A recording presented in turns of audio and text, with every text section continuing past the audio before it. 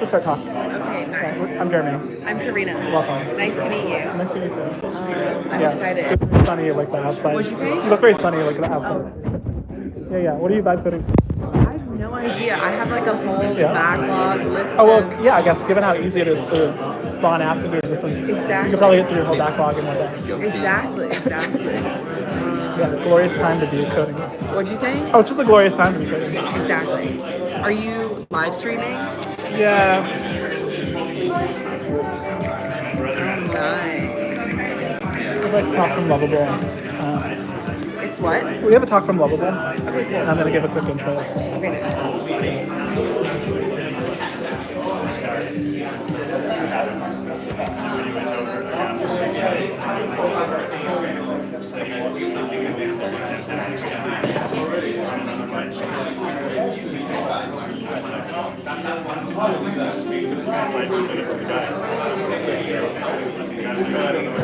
Testing.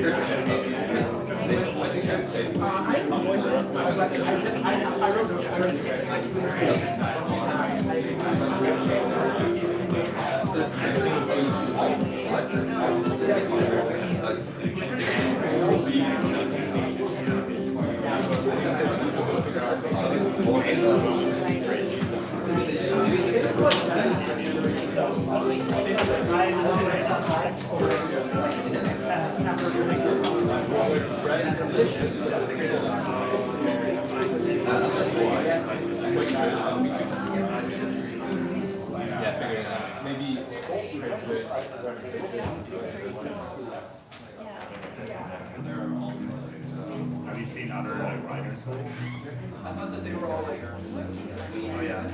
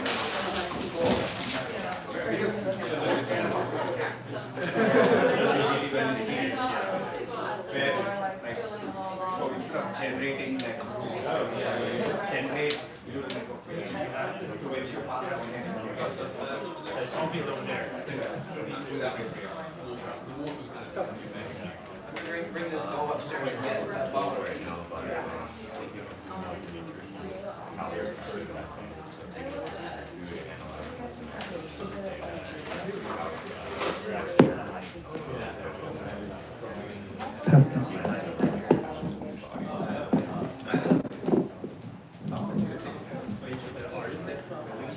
Welcome to the Vibe Coding Hackathon. Woo! It is a glorious Saturday afternoon to give into the vibes. I think that all of us have experienced the 10 to 100x speed up in coding time that comes from abandoning your desire to understand what's going on and allowing the AI to take over the show entirely. I, this morning, created a web simulator in 20 minutes using Cursor Compose, refusing to read any of the code, just telling it what I wanted, what to do, and plenty of you were able to create glorious physics simulations and explore a generative variant of the web. This concept of WebSim is sort of fantastic and is now creatable in a moment. And whether that tool competes with Lovable both is an open question, but actually it's creatable in a moment. I have a sense that it's still unclear to us exactly what the implications of this newest jump in capability are, but it's clear that in the last 2 to 3 months, the LLMs, which we've been using for programming for years, have bumped up the quality to a point where we should probably change the paradigm in which we code. And so that is the deep justification for the Vibe Codeathon. Who am I? Well, my name is Jeremy. I created the AGI Houses. So we have a house in Hillsborough, which started in 2022. This house just started in 2023. And you are sitting in the seats of some of the most sort of fantastic hackers that have come through. So for example, this is our first hackathon with Arvind Srinivas before he invented Perplexity, with Andre Karpathy, who was my roommate and with whom we co-created AGI House. And so my hope is that you, like the folk at this first hackathon, can invent projects that turn into deca-billion-dollar companies, or that in general have flair and vibes behind them. So on the Zoom call, we have Lovable's community lead. Her name is Talisha. She's available for you to ask questions about the future of programming and how to use Lovable. The Lovable CEO lived here about 2 months ago, but went back to Europe due to visa issues and is, as far as I can tell, single-handedly sort of representing Europe's startup ecosystem with dramatic growth of all of the vibe coding apps that really give non-technical people the ability to create just like you or me. And so I'm going to turn it over to Talisha. Let me get her on audio and let her see you for a moment. But I just want to welcome you all to the Vibe Coding Hackathon and hear a warm round of applause for Lovable.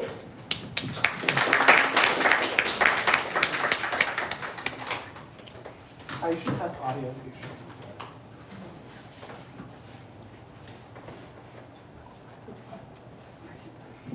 What? We can hear you, but we can turn you up.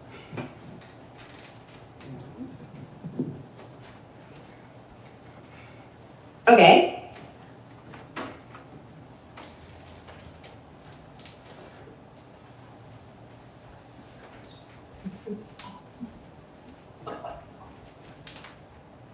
So you're full screen, and I think everyone can hear you. All right, awesome. Hello, everyone. My name is Talisha White. I am the community lead at Lovable. And I definitely want to thank you all for being here. And I want to tell you more about Lovable and what you can do, especially now riding this vibe coding wave. I've seen a lot of people create some crazy things with Lovable just by giving it a prompt. And with our new Claude 3.7, you can do more with just one line of prompt than ever before. Just today, I'm at South by Southwest in Austin, Texas, and just on my cell phone, I gave someone a simple prompt of creating a CRM, and it created like 7 pages in like 5 minutes for people. So it really opens up the doors for people who are non-technical, who don't even know the first thing about coding, to be able to create these web apps and these platforms that they've always dreamed about. And the great thing about Lovable is that it has a native integration with Supabase. So you can get your authentication, you can get your database, you can do edge functions, so you can call different APIs if you want to integrate OpenAI or you want to integrate Anthropic, etc. And you can do it all in natural language, which I think is really great. I've seen a lot of people in the community who have kind of come from diverse backgrounds. I've seen ex-football coach at a D1 school, now building his first tech startup and growing that. I've seen someone build a chicken app for people who have backyard chickens to count the number of eggs, because we all know eggs is very expensive nowadays. And he's already grown that to over, I think, 250 users, which he's never touched a line of code before, and he totally just vibed it all out while having an icon of different chickens, which I think is crazy. Yeah. So, any questions or? Very cool. Yeah, I have a question. So I have this sense that because it's possible to create apps so quickly and easily, the new question is actually how to get growth And is there any sort of story Lovable has about how to turn a vibe-coded project or a lovable project into a viral or incredibly profitable product? Yes, yes. So definitely today with vibe coding and AI, the code is no longer your mode. Your technical capabilities are no longer your mode. You can copy any website in about 10 minutes. So the question is, how do you get that viral growth? How do you stand out in the crowd? And number one is community, right? So I go back to the chicken app. He started a community of people who are raising chickens in their backyard. And so he focused on the people and not the product. So that's the first thing. The second thing is social media, right? I know that sounds very cheesy, but I mean, there's a really great example. Unfortunately, it wasn't coded, it was Lovable. We're working on that. But if you know Peter Levels, he built that entire video game just on, vibe coding alone and have grown it to 58,000 in MRR. And that was through social media. So I think those are the best two ways to stand out, community and social media. Don't focus on the code or the technical capabilities or, all of the features. It's more of what it can do for the people that you're selling it to. Any questions for Lovable? Going once, going twice.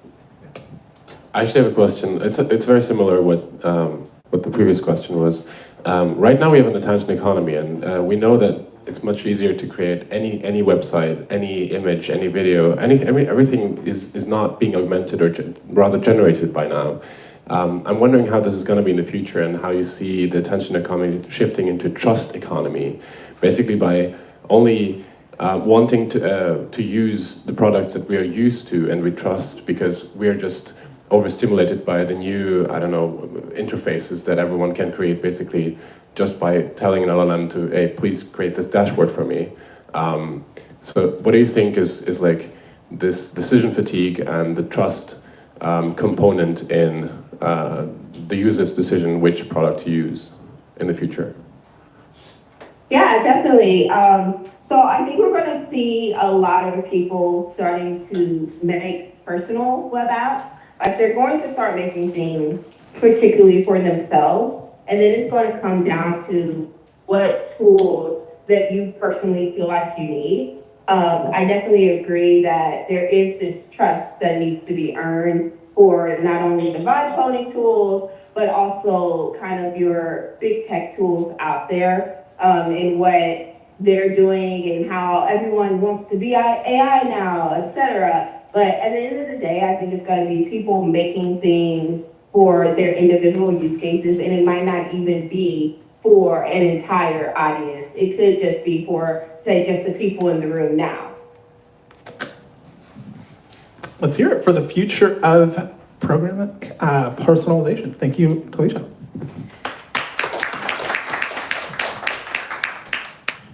Okay, so as a second treat, the CEO of WebSim, the web simulator, Rob Heisfield, has also jumped in. Rob, are you here? Your video on and okay, great. We do have Rob. So context, Rob, we are gathered here at the Vibe Codeathon. Everyone's bursting web apps into existence, and for those of you who don't know, WebSim is this sort of fantastic simulation of the web that in real time creates any website that you go to, and that as you click on links continues to generate whatever would likely be behind that link. And so Rob's gonna give us a short talk. Let's hear it for Rob. Hi y'all. So I would love to have been in person with y'all. You can probably hear from the sound of my voice, I'm a little sick. But I am super excited that y'all are doing a vibe coding hackathon. I think that's so cool. It's been really cool to see some language evolve around this practice, this thing that we've been doing for a while. I guess I'll just talk a little bit about WebSim, show you a few cool WebSims, and encourage you to try out your projects in WebSim today. I'm just going to show you a few projects real quick. This is a fairly simple one, but it just it showcases how simple we make some of these things. So this is like, you know, like less than 10 prompts in, but it lets you draw something and then it guesses what the drawing is. Yeah, and it even roasts me a little bit for making an imperfect drawing. And I'll just show you, like, here's how this person prompted for it. The user will draw something in a box with a color changer, eraser, and pen, then the AI will guess what the user is drawing. You know, and then I think from there, it pretty much probably worked almost immediately. And then the rest of it was, you can see like the prompts, it was just pretty much like making the UI better. But you'll see here along the bottom of the prompt area, you can toggle on certain things. So like you can toggle on AI models, and you actually don't even need to like toggle a checkbox. You can just say, you can just say like, let's make me an AI program that lets me upload a picture of myself, then it roasts me, use my camera. And I'm just gonna let that run for a minute. This is another really cool project. AI ranks everything, ranks anything. So let's just say JavaScript. What does it rank that could be? 8. Rank that at 8 here, and you can give some commentary on it. You can see here that there were 23 revisions on the way, and yeah, and you can just keep on adding to it. So like types, Yeah. it thinks that's good JavaScript. Oh, it makes a sound effect. I don't know if you heard that on your end. It makes a sound effect. So let's just take this photo. It just made this, right? Yeah. That's nice. And it's gonna roast me. It's analyzing my face for roastable features. And when you prompt to use AI like this, it'll use Gemini Flash behind the scenes for it. Seems like it's taking a minute, so I'm just going to show other things in the interest of time. Another common thing that we see in WebSim is multiplayer use. So you might have noticed that one of those checkboxes you can do is multiplayer. If you use the words multiplayer or database in your prompt, it'll just automatically check that. But it makes it really easy to make real-time multiplayer things, right?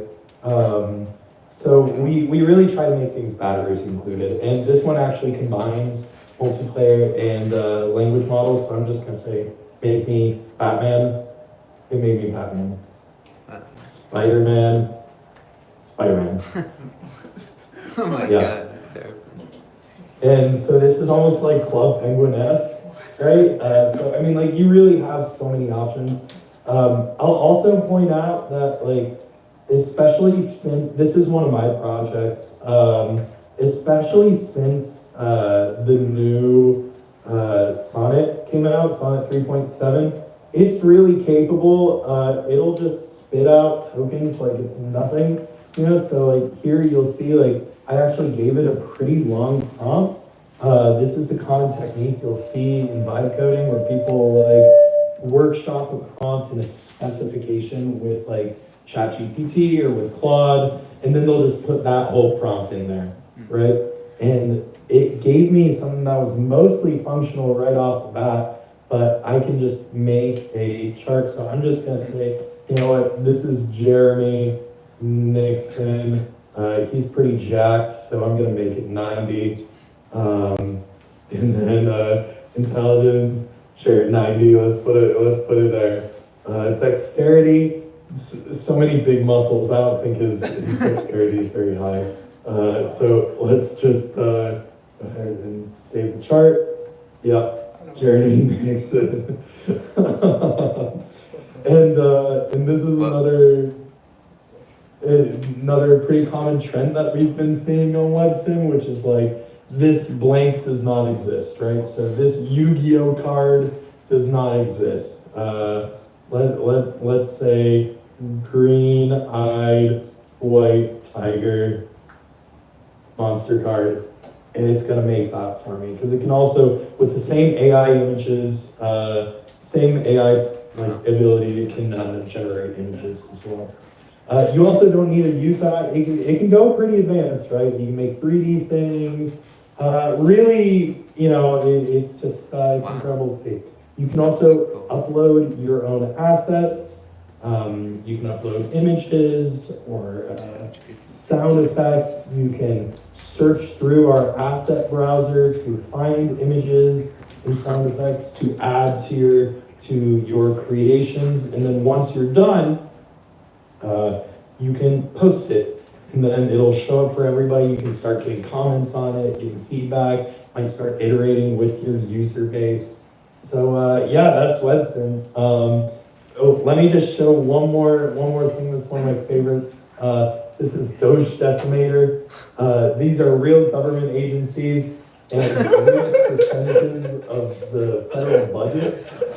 No, not and NASA.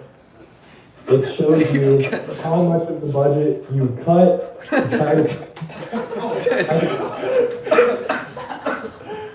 try to complete a daily task, find affordable housing. Oh no, I can't because I cut the National Capital Planning Commission. Was it worth it? I don't know. I'm just gonna end the game here. Or actually, you know, I'm gonna play one more round. You'll see that I'm starting to get news alerts along the bottom that are the consequences of my actions. Oh, that's so cool. And at the end of it, Living said, I can't complete that task either. I'm gonna end the game. And it gives me this scorecard. And I can download the results as an image, and that's gonna be shareable. So I'll just show you real quick a little bit about how this user did it. Let's see, Doge Decimator. I'm just gonna go here,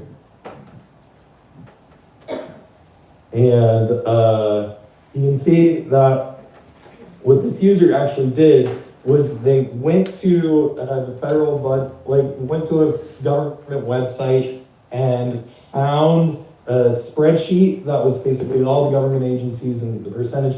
He copy pasted that into Claude and had it generate JSON that included all these tasks that are associated with each agency, all the consequences that are associated with each agency. And then he uploaded that to WebSim as an asset, like when you click that plus button. And he gave it the schema, prompted to tell it what the schema was, and then made the game from there and continued from there. So just another cool little tactic. And then when you press this open full page button, it'll give you something that has like a full screen view that's shareable, and it has a nicer URL. And you can publish it to your socials, all of that. Fantastic. Yeah.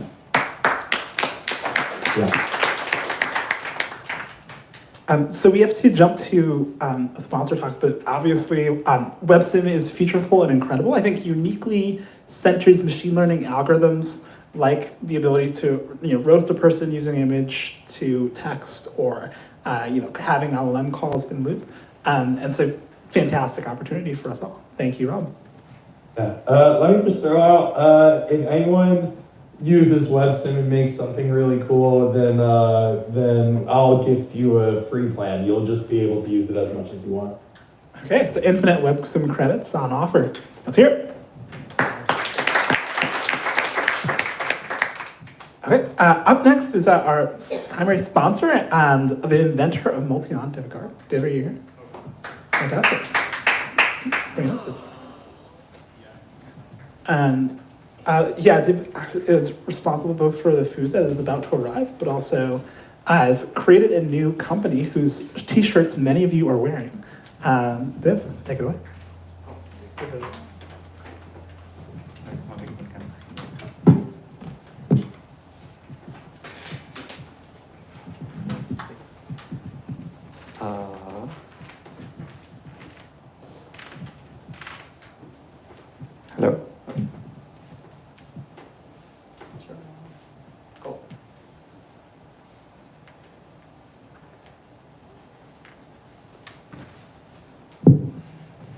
Okay, cool. Can everyone hear me? Cool. Okay, excited to be here. Yeah, so we just formed this new company called AGI Inc. We're less than 2 months old.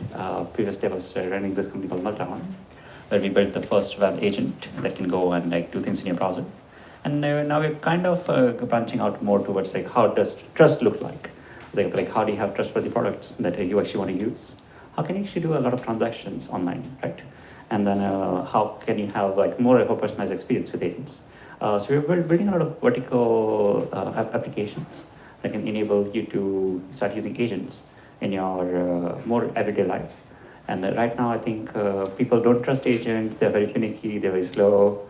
If you've tried Operator, you have to pay $200 to get behind the paywall. And it's still like, I think I've heard some comments like people make like, it's like you can hire a VA that's cheaper and like much more efficient. So it's not practical yet. And we're kind of looking into a lot of like, how do you unlock a lot of socioeconomic value with agents and like where the technology is going. Cool. And so we're very excited. Yeah. So it's our new website. It's very minimal, but you can check it out. We have early beta we're running that you can participate in. So you can find me on our team here and get access. And you can kind of see like a lot of like fun, cool things that you can do. Cool. Yeah. So let me go to the talk. I'll just run through a bunch of things that we're doing, and also maybe just touch on like where the industry is going. Maybe like a lot of people are now thinking about like AGI. I think that's starting to become a everyday conversation in SF. And I think we're also very excited about like what will that look like. This is kind of like a simple diagram showing how agent architectures work. This is from Lilian Wang from OpenAI. Which shows like agents have a lot of different components like memory, which can be short-term, long-term, like you're planning. You might have tools that you can use for the agent to be able to like go and like do tasks in the environment, which could be like calculator, search, code, so on. And finally, the ability to take actions. And all of that combined together, and if you have like really good reasoning capabilities, I think like that kind of starts to approach like a human level cognitive system that can go and like take actions for you and maybe like become something that you can say is close to AGI or like even more hyper intelligent. Okay, cool. So before going into talking about like what we are doing as a company, I'll show like a research preview. This is one work we did before, which shows like what sort of agents we're building and like what they can do. Cool.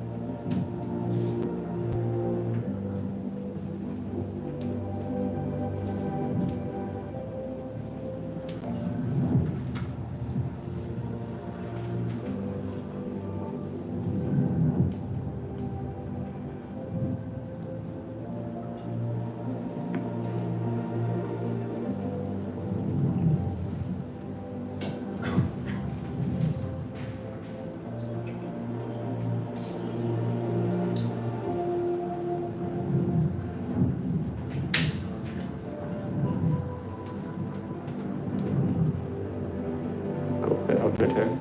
So this is kind of like the technology we've been building, where you have agents that can self-improve, that can like improve themselves using reinforcement learning, Monte Carlo tree search, a lot of like this kind of really cool things.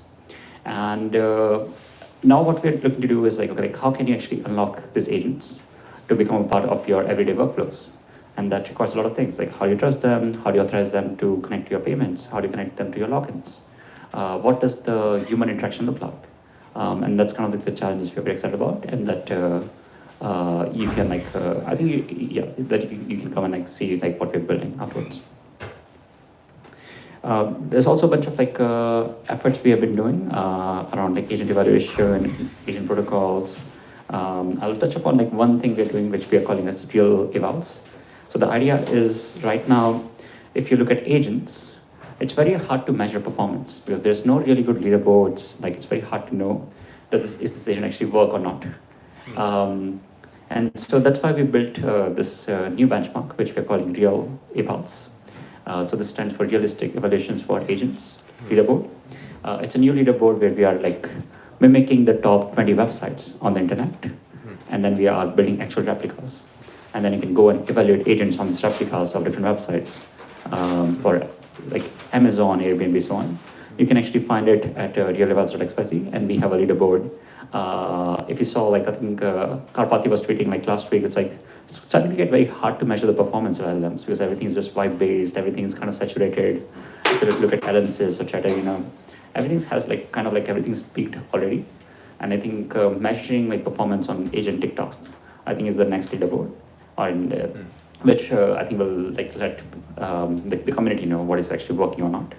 We also found some controversial things. So how many of you here know browser use? Okay. So there was this funny thing. So we actually tried benchmarking browser use, and they actually claimed that they do better than Operator on Web Voyager. And I think we tried to reproduce it, and we actually got I think they claimed like 90% accuracy, but we only were able to reproduce 70%, and that was kind of interesting. So we also feel like having like leaderboards like this is actually helpful in like knowing, okay, like is things reproducible, and having a single score to be able to measure all the agentic performances, and being able to like, especially like if I am a company and I want to use an agent, because like which agent should I use? And this can help like build a lot of actual trust and decisions. Cool. Okay, I'll cut my talk short here. Yeah, and you can reach out to me afterwards. We just closed a new funding round for the AGI Inc. with exciting people. They're hiring right now. So if you're excited to work on the future of agents and new experiences, reach out to me. And then you can also find, I'm happy to show some of the things we're building. So you can come and find me and my RT members and get access. Thank you.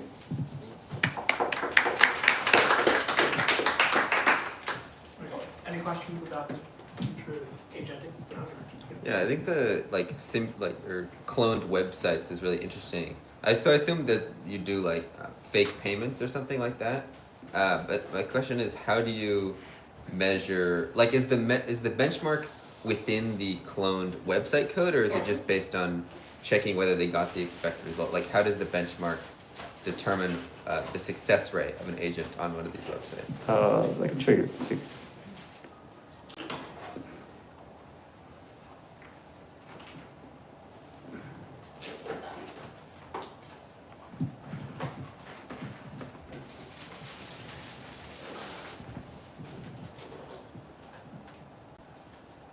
Yeah, so this is our leaderboard, and we can actually go and browse the different websites.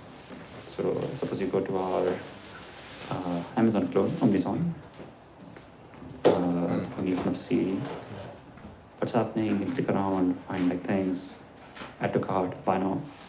Huh. So it's pretty much a real replica.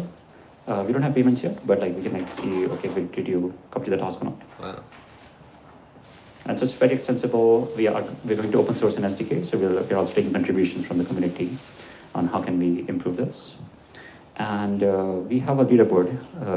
So we're working with a lot of labs on how can we evaluate their models, their agents on this. So you have defined tasks, like yes. buy a watch. Yeah, so you can basically, each website you can have like maybe like hundreds of different tasks. Like your task is to go and buy this like a MacBook M4 on Amazon. Yeah. And we can check if you did that, if you were able to do it correctly or not. Gotcha, that makes sense. Very cool. Yep. So yeah, if you're interested, you should participate in this. Cool, thank you. Thank you.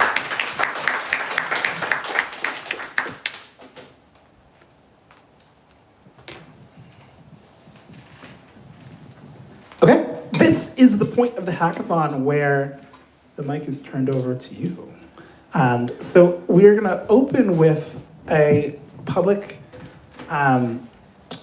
sort of soft non-commitment.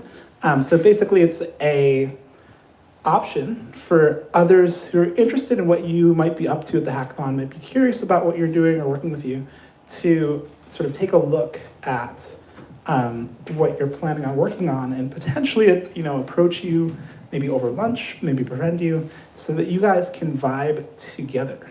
And so concretely, there's a prospective projects page for the Vibe Coding Hackathon. And we're all going to take the next 3 minutes to add whatever we're thinking about vibing on today to this spreadsheet. So you can see Chris and Nelda have already added just their name and project description, so it's super simple. It shouldn't take you more than 3 minutes to fill out. But I'm gonna resend the link to this spreadsheet over Partiful, over email, and over Slack.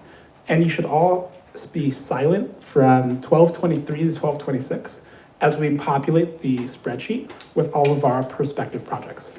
And that way, when it comes to lightning talks and when it comes to lunch, you can see what everyone's gonna be up to, and if you wanna jump on board, you can. So I'm gonna set a timer. The set of requests, there are 2 requests. One is that you maintain silence for the 3 minutes. 2 is that everyone in the room add their prospective project to the spreadsheet. 3, 2, 1, go.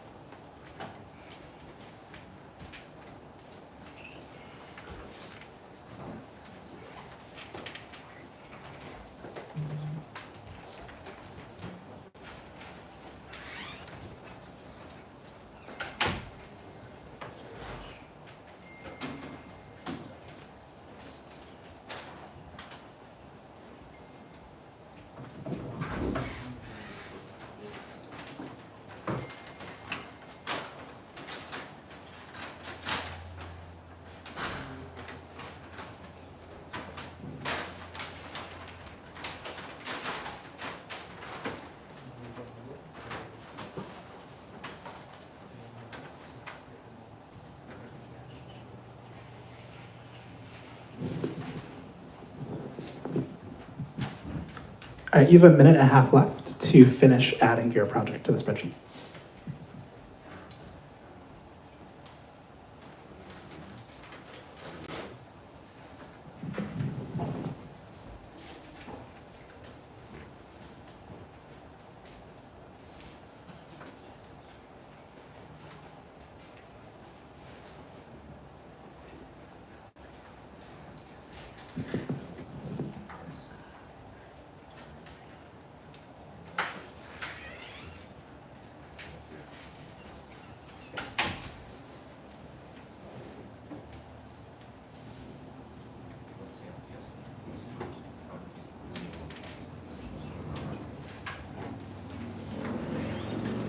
One minute left. 1 minute left.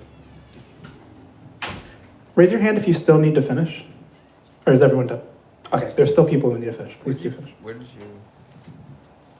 you put it in Slack? It's both in Slack and Partiful. In Slack, it's in the channel #Vibe. Oh. And in Partiful, it's text blasted.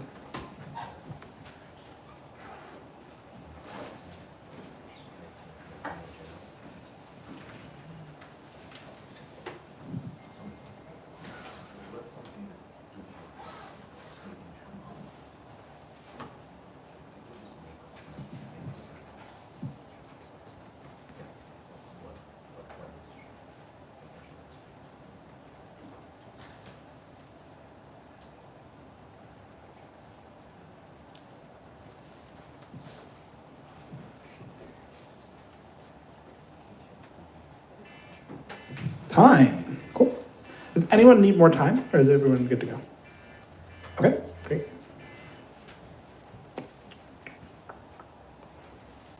So because we have 17, I'm sure there are some of you who failed to make it, but we will do what we can with what we got. So actually, moving on to lightning talks. So this is a chance if you'd like to give a quick pitch for your project. And it's distinct from the respective projects. You don't have to give a talk, but if you'd like to, form a line, just coming from me out. They'll be really quick, basically like 1 minute each. And I will give you a demo of what a lightning pitch is like. So if you're interested in giving a talk, do step up and you will follow me.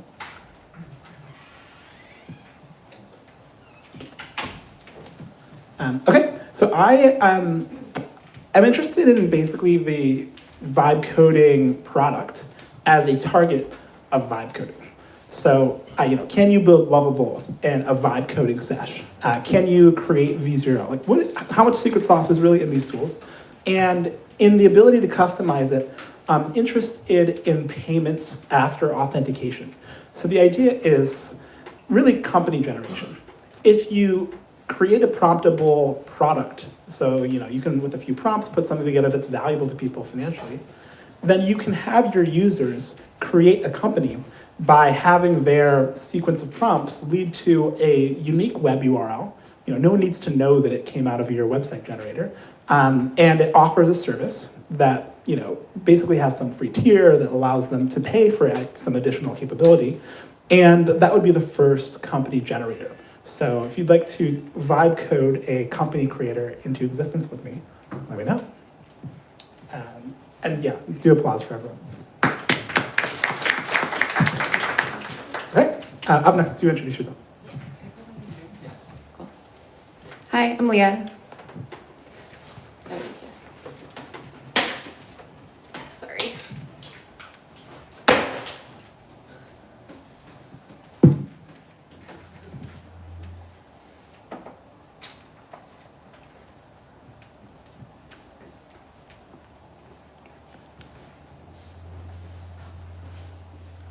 Let's see.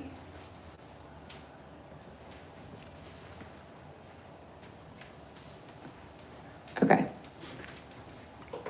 So, I am very interested in ways we can make generative AI art with more human control. I think there's a lot of ways that people have tried to do it with diffusion models, but I think there's a lot of other ways to do it.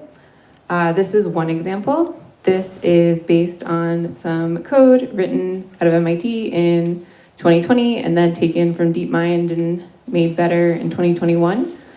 Basically, there's like all these patches, and then using Clip, we're able to move them around and make whatever we want, in this case, a chicken. But because we're actually moving the patches around, we're not just like generating pixels. We can do a lot of things. We can control like what's actually able to move. We can stop it halfway and have humans add things. We can like draw the bottom and ask it to finish the top. Lots of things that like, you can do that with diffusion, but like it's more like direct with something like this. And you can do it with vectors as well, which is really cool. So I have this working via an API right now and want to build an interface for it today.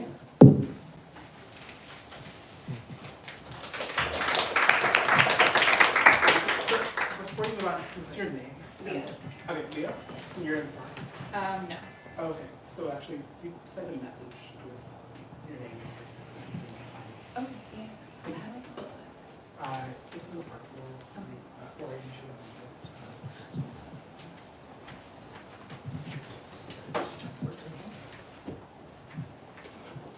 Hi, I'm Luca. This is Joe.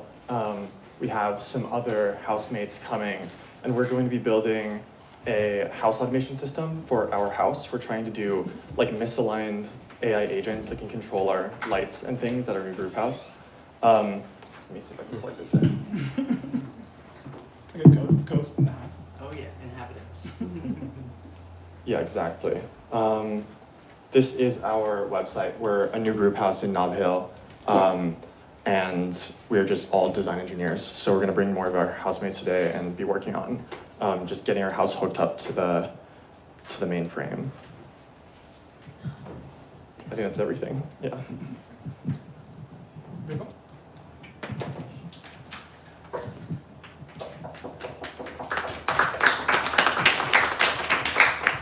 Hi everyone, my name is Paul. I lived with Jeremy for like a while in a different AGI house in Hillsborough, Nelda High.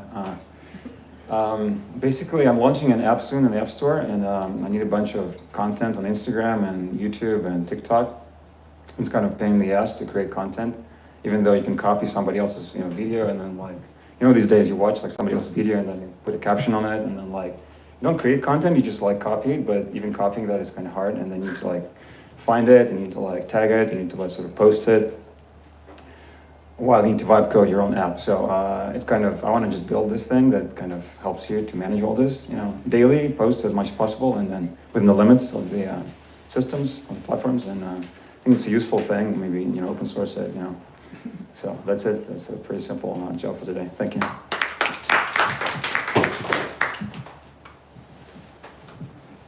Hello, how's it going everyone? My name's Noah, and today I'm going to be vibing a Zoom deepfake into existence. So I live in a hacker house right now, and our internet is in the process of being upgraded, and it often cuts out.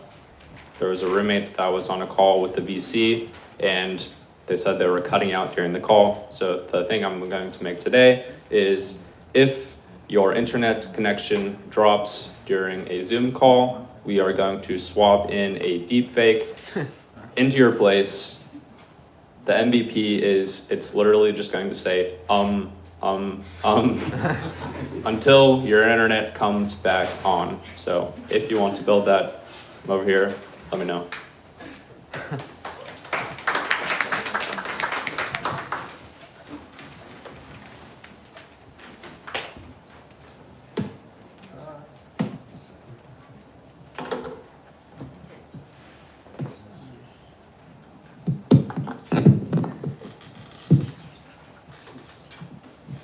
Hi, I'm Gretchen, and this is Jorge, and he'll give you the lightning talk.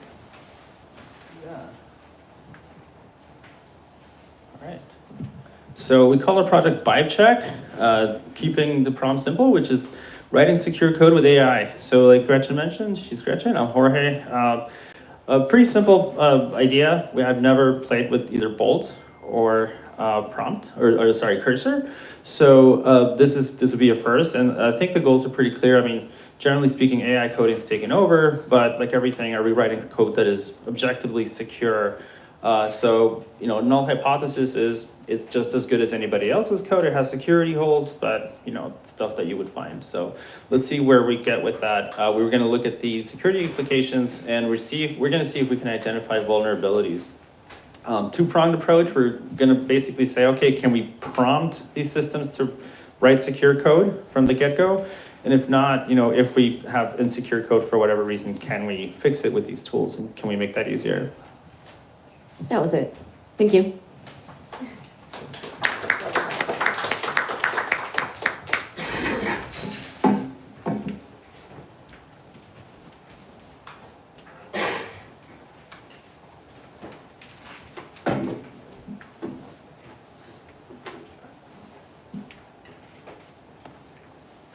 Yeah, so vibe is privacy, I think. Like people can own their own data. So you see, I'm gonna ask AI like, yo, I want privacy app, and see where we can go. So there's this pretty cool library just launched called Peerbit, which I'm just gonna tell like AI, yo, I want privacy. It would be cool if it was built on Peerbit. Then we can take it from there. So Peerbit is a pretty new project they just launched. It's like kind of like if BitTorrent would work with databases. So you can actually like build as big as like BitTorrent scales, like actual web scale for databases. So you can run like Facebook completely device to device. So you're just gonna build something on that. It might be like a podcast player where you own your own data. You can send like clips of podcasts or full podcasts to friends. It might be like Signal. So Signal, you can like talk with each other, you can call each other. Maybe we can have an AI agent be part of the like chat or call experience. So like what's it called? Like bringing social AI into like personal direct communications or group chats. But yeah, vibe is privacy. So if you're vibing, you just hit me up.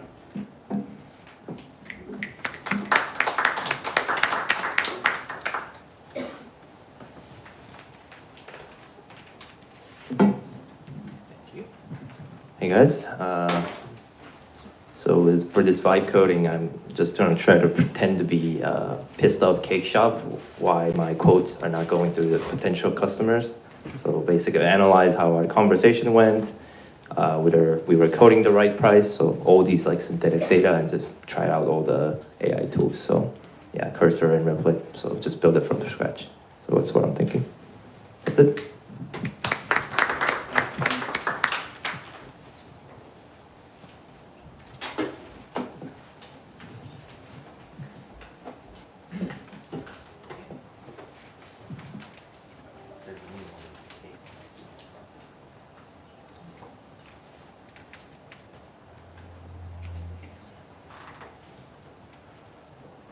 Anyways, I'm just gonna say I'm Shardul. I'm building an AI analyst agent for e-commerce. So we do like e-commerce recommendations, and I have a lot of e-commerce data for different events. And what I want to do is build tools that can understand data, browser use that can go to the website and give actual recommendations.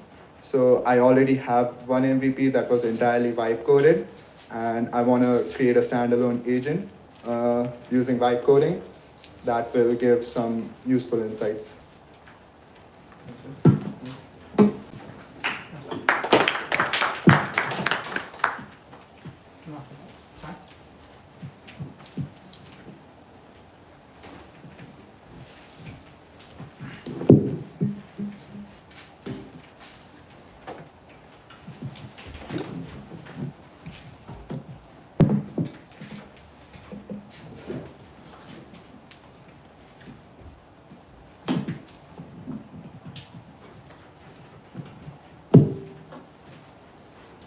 Hello.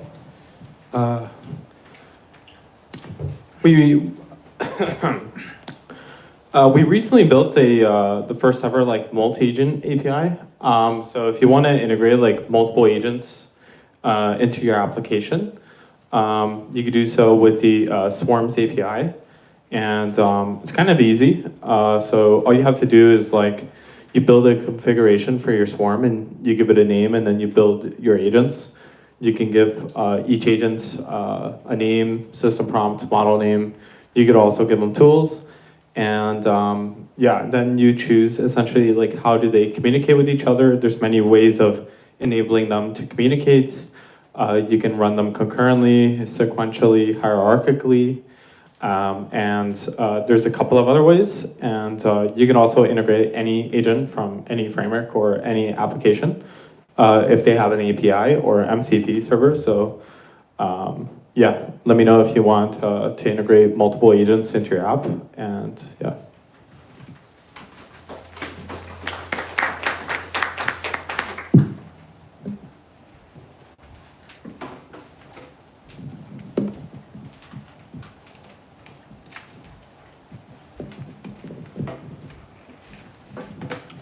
All right, let's kick things off. Looking forward to seeing what you'll build, obviously. But I guess James actually commented in the Slack, he said, what is vibe coding? Still don't know what that is. People are throwing this term around, but what are they even talking about? And so I want to just make it really concrete. Here's the Karpathy tweet that sort of launched the viral moment that created vibe coding. He says this, there's a new kind of coding I call vibe coding, where you fully give into the vibes. Embrace exponentials. What does that even mean? And forget that the code even exists. I think the exponential here is like, it's 100x speed up if you are willing to totally let the AI do all the work, but something like it. It's possible because the LLMs, e.g. Cursor, Composer with Sonnet, are getting too good. I think the sense of too good is just like, I'm a software engineer and I want to continue to experience code naturally. Can't do it. Also, I just talked to Composer with Super Whisper, so I barely even touch the keyboard. So if you don't know, Super Whisper is this open speech-to-text system. You can use it yourself. They have a really nice free program, so do check it out. I asked the dumbest things, like decrease the padding on the sidebar by half. So I actually think this is a great example of how knowing what padding is actually an essential part of vibe coding. So a lot of vibe coding is actually using your design knowledge, your HTML knowledge, your CSS knowledge. But yeah, decrease the padding by half because I'm too lazy to find it. And this laziness is actually a fantastic property of software engineers. By our laziness, we end up being far more productive than we would be if we were tracking down every last CSS element. And you should probably optimize your projects so that you can have your AI do the CSS for you via English, or really via photo, like just snap a photo of what you're looking at and what you want it to look like. But I don't really read the diffs anymore. I accept all, always. So this is huge. In my opinion, you basically take yourself out of the coding loop entirely, and you let, in this case, Cursor Compose's accept all function change as many files as need be in order to code. When I get error messages, I just copy paste them in with no comment. Usually that fixes it. So we all had this magic experience of not giving any context. And it's this kind of speed up that I think is a big deal, because if you're thinking about everything and you're giving it tons of context, you are taking time to form your own mental model of things that the AI might be able to just take care of. And I think one essential thing is you don't know that the models have improved so much that so much of the context you're giving them is no longer necessary. The code grows beyond my usual comprehension. This feels very powerful to me. So actually not knowing what's in your code base, being able to operate on a code base that's far larger than you usually would be able to experience. And I think I'd love for people to get to this point and talk about what it was like today to work with a code base that they couldn't possibly read the code of in a single day, because the LLMs are just generating feature after feature after feature after feature, and in order for them to have read it, they would have had to spend a week. Grows beyond my comprehension. I'd really have to read through it for a while. Sometimes the LLM can't fix a bug, so I just work around it or ask for random changes until it goes away. So this frame for debugging, which is that you require that the model fix the bug. You don't have an option of going into the code yourself, can speed projects up dramatically. And I think that the LLMs, if appropriately prompted, can fix most bugs. So lots of potential. It's not too bad for throwaway weekend projects. Happy Saturday. But still quite amusing. I'm building a project or web app, but it's not really coding. I just see stuff, say stuff, run stuff, and copy paste stuff. And it mostly works. I love the casualness, stuff, the vibe, the randomness, usually until it goes away.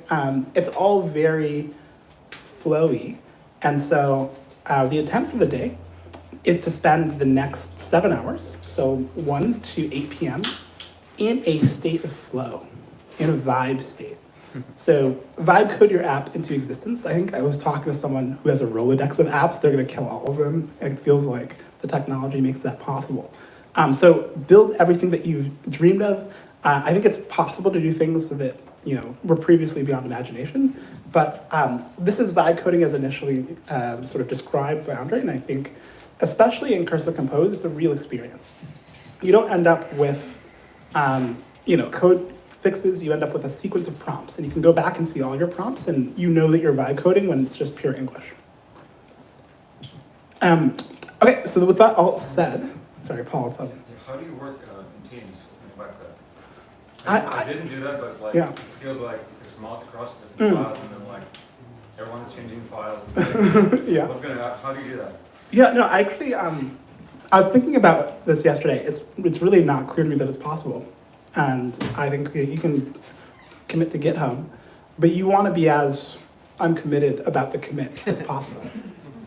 I do think there's a lot to learn from people. So basically, they'll have their entire vibe coding style, and we'll often do in one prompt what you thought was impossible or blow your mind. You could do microservices. How does that work?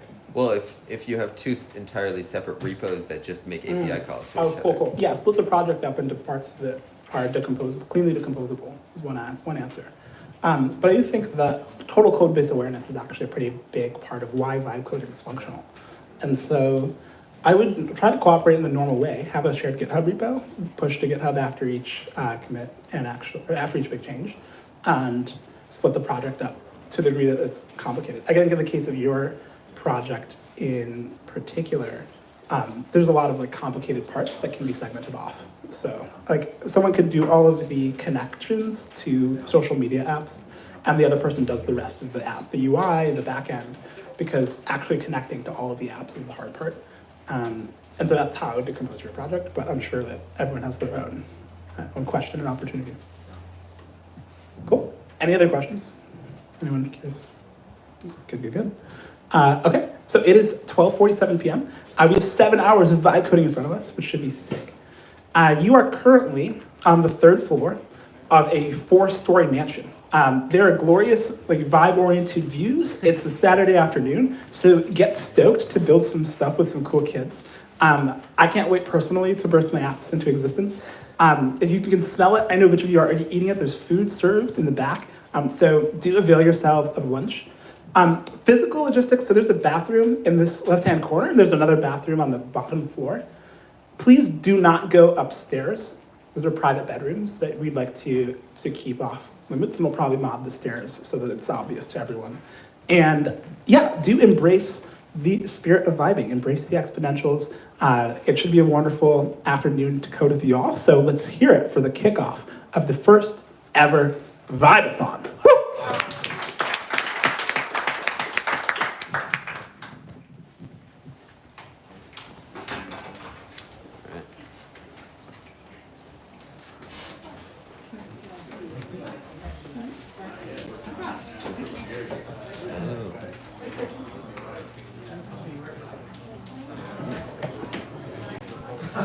Oh, by the way, I forgot to mention, Bolt is giving $1,000 sponsorship to the best use of Bolt. So if you have a presentation this evening that involves Bolt, and it's judged to be superior to the other Bolt applications, you will get a cash prize of $1,000. Thank you, Bolt. Who's judging that? It will probably be the crowd. So you just have to convince me.